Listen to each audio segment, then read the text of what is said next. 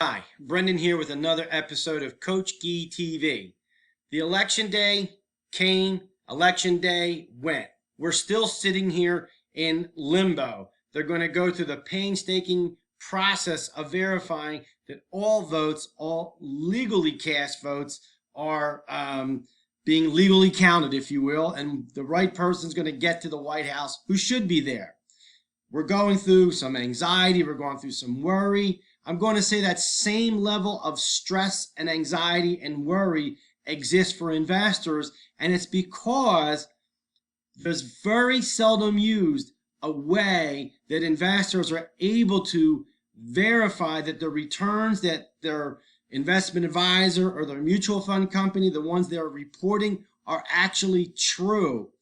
And there's a standard in the investment industry. It's called Global Investment Performance Standards, or GIPS for short.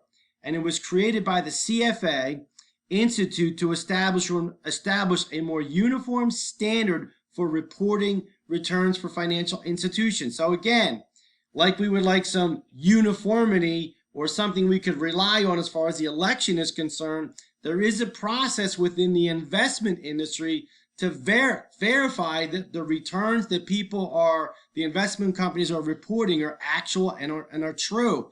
But there's a problem with that. There's 17,782 state registered investment advisors.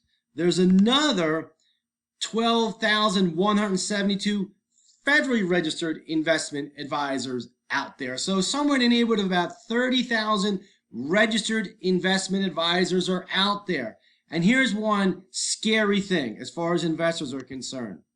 There's only, out of 30,000 investment advisory firms, there's only 1,678 financial firms that are actually in compliance with GIPS standards. What is GIPS standards? That means that an outside agency comes in and they verifies and they attest to that the returns that the investment advisor and the investment firm are reporting are actual and true. So around only 5% of the investment advisors out there, or investment advisory firms out there, are actually following this uniform standard.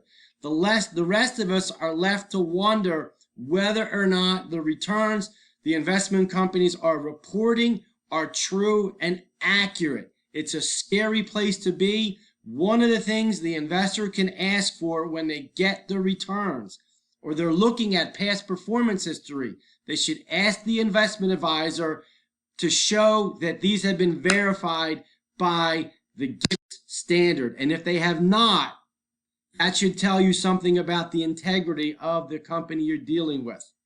Bye.